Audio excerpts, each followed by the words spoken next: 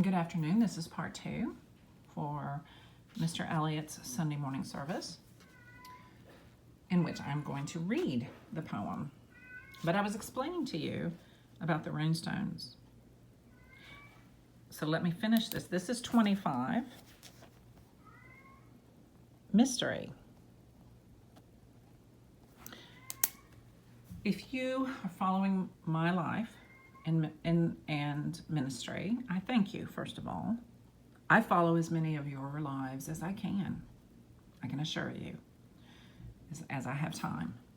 I'm frustrated constantly that I don't have enough time to follow as many of you as far as what you're producing, to follow you more distinctly and use my artwork ability in your life story.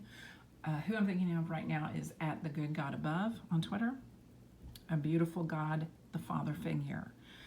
And I've got a God Pod. It's at the God Pod, and they're on several apps. I call them apps. I don't know what else to call them. I think they're even still on Spotify, even though there's problems on Spotify. I am still on Spotify.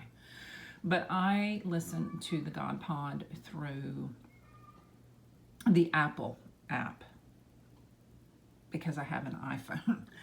And it's really nice because I can be off doing something else and the Apple app will stay on the program while I'm, say if I have MapQuest on and I want to listen while I'm driving to their show, it will do that.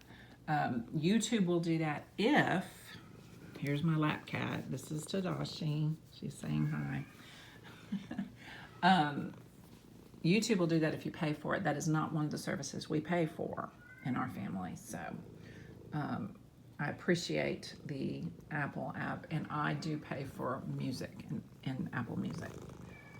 Have done for several years because as a sorceress, I am constantly using music for expression with my poetry or with poetry of immortals that I am appreciating communication with. And that's where I want to read the message that I got from the runes in this part 2. I want to read them before I read the poem because it is indeed mysterious, just like the mysterious rune, how runestones can tell you a framework of positivity and glory being revealed as you read about the commonality of mortality and immortality in works of poetry. And I am about to start experiencing this beautiful sense of communication with, I don't know what you want to call the Lord of the Rings, the Silmarillion, the Lord of the Rings, J.R.R. Tolkien's work, but it is ancient fae tale to me. He has the ability of ancient fae tale. I want to shout out in a negative way to publishers. I bought this beautiful book hardbound, and I have been very careful in the use of it. And look, I would appreciate it, publishers, if your hardbound books are indeed quality. And no, don't raise our prices. We're here for you, and you know how dumbed down the publishing world has gotten. If there's one thing you want to do, it is invest in those of us who buy hardbound books. Brand new. Do you see? That is the language of elves, probably. It is a very akin to runestone. Same difference from me, because the language is supposedly not real. Let me tell you something. If I were privileged to live alongside Tolkien with the giftings I have and the abilities I have as a sorceress, I would have learned, it would have been so much fun to have learned the Elven language with him, alongside him, doing artwork with his writing constantly, like a secretary or something, and I would have produced runestones. I have a dream to produce runestones someday. I don't know if it will be realized. But here's the type of artworks that I do. This is the last piece. This is already on a blog. This is the last piece from the Silmarillion that I did. And there's my kitty. You can hear Baymax. He wanted to observe the garage, and now he's asking to come back in. I'm going to read the poem before I allow him to come back in. He's being rather tenacious right now. First off, he loves my company. He loves my family's company. He loves to take naps on my children's beds, things like that. And everybody's beds, actually. He loves us very much. But something that he does that's rather frustrating to me after how demanding people have been in my life at times. He will sit like on the refrigerator while I'm in the kitchen, or sit on my art table upstairs, which is an older dining room table that from my other house that has bar stool type chairs. It has to have the tall chairs. He will sit on it while I'm somewhere else in my room and stare at me. It's time to eat, Mom. And it's extremely unnerving. It's hilarious to me. And I just keep telling him at this point, it's like, no, it's not time to eat. He understands me. And he'll do something else for a while, like go out in the garage. So you just witnessed where I am about to start with runestones. I'm about to start with runestones in the Silmarillion. And what I have taught myself is, as I'm starting the artwork, at times it's less confining to my metaphysical side to get the message of the runestones. I have to read it first, put in my colors, my questions, and then I throw the runes before I actually choose a quote to put in here. All of it's going on the blog, including a 2-part, some commentary, and then I'm about to read the poem. Now I want to start it with what Mr. Eliot himself, Mr. Eliot's Sunday morning service. And this is special to me because a very important house church is being established in Austin, Texas. And I'm a part of that, and it's exciting. And this just cracked me up. Look, Master.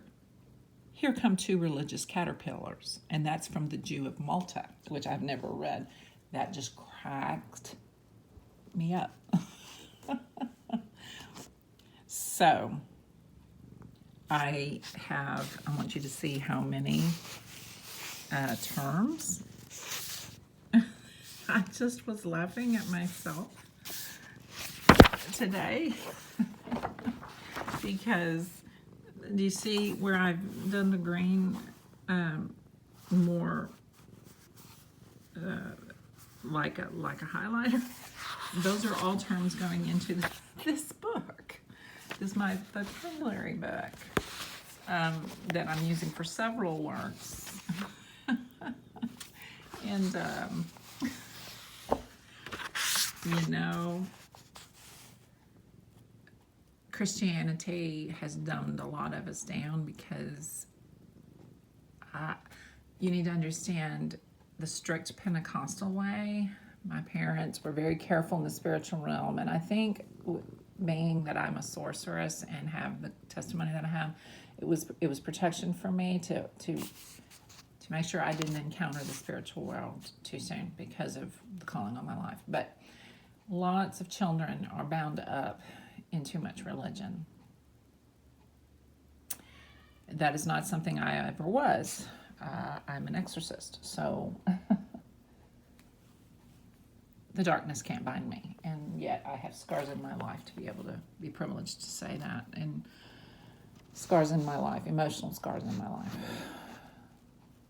I've lost relationships, one after another. But it is a privilege to see the breakthroughs in unification that I'm seeing in America. So I'm not complaining, I'm telling you a truth, because you will find your truth in this that I'm saying. when you're somebody like me, privileged to handle immortals' writings. I'm an author myself, and particularly poetically.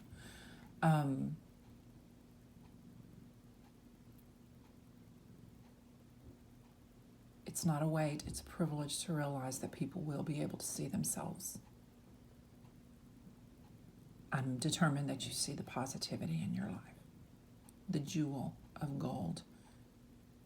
You are good and great. And I remember the first time one of my dear children said, "Well, Mama, I'm great." And then I had someone that I had ministered to in churches, a really tall black man. "Well, I know I'm great. I know you are. I'm praying for you." This man sticks with me. When I go into the church, he's there and he sticks with me and prays for me and my family after what we'd been through.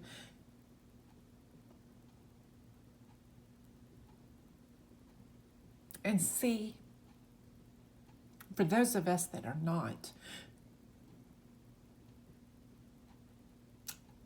of this world, but we are in this world, that's what the King wants, is for us to understand our greatness and our goodness. And so when I heard my son say it, I said, "Why don't you," he was driving, and I said, "Why don't you stop the car and we'll just get out and dance around and sing hallelujah." We didn't, but he got it. Because he knew I had been trying so hard to help my family see how beautiful they are. And we're still, in our family, just like so many millions of families across the world, we're still struggling. Some of my people are still struggling with self-worth feelings and security issues and stuff. And it's only time that will help them, but I'm thankful that I can apologize when I got angry because people were hitting me, or maybe I was hitting them. I can apologize, which I've done. I can let relationships rest, which I am doing. I believe I have some people in my life that I will never see again, though.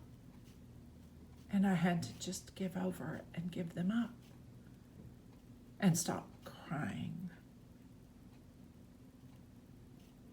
Indeed, I've already seen a part of myself in the Silmarillion where it talks about a woman, and I will be producing that artwork because it has to do with the moonlight. It has to do with not darkness, moonlight, lesser light, and how we need to be encouraged in our core of beauty as humans, despite the ravages of war and difficulty and negativity and wickedness, criminality, that we must acknowledge is still living with us, but we don't want to be a part of that. And so breakthrough after breakthrough, I hope I'm wrong. I hope I outlast the issues of America. And I hope, beyond hope sometimes, that before my last breath this time is taken, that there will be complete reconciliation for what happened to the King and I. And my brother and I. So,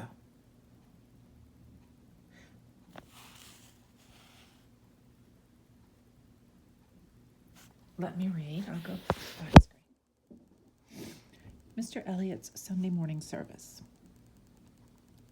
Polyphyloprogenitive, the sapient settlers of the Lord, drift across the window panes. In the beginning was the Word. In the beginning was the Word. Superfetation of, I can't read this. Superfetation of, that word right there. and at the mensual turn of time produced Enervet Origen, a painter of the Umbrian school designed upon a gesso ground, the nimbus of the baptized God. The wilderness is cracked and browned, but through the water pale and thin still shine the unoffending feet, and there above the painter set the Father and the Paraclete. The sable presbyters approach the avenue of penitence. The young are red and pustular, clutching piacolative pence. Piacolative pence. And that's the Red Sea to me. Under the penitential gates, sustained by staring seraphim, where the souls of the devout burn invisible and dim.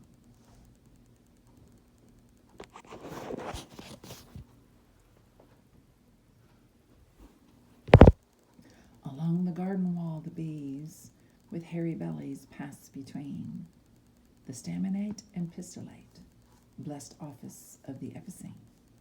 Sweeney shifts from ham to ham, which makes me laugh every time I read it, stirring the water in his bath. The masters of the subtle schools are controversial, polymath. Have a happy Sunday is my hope for you.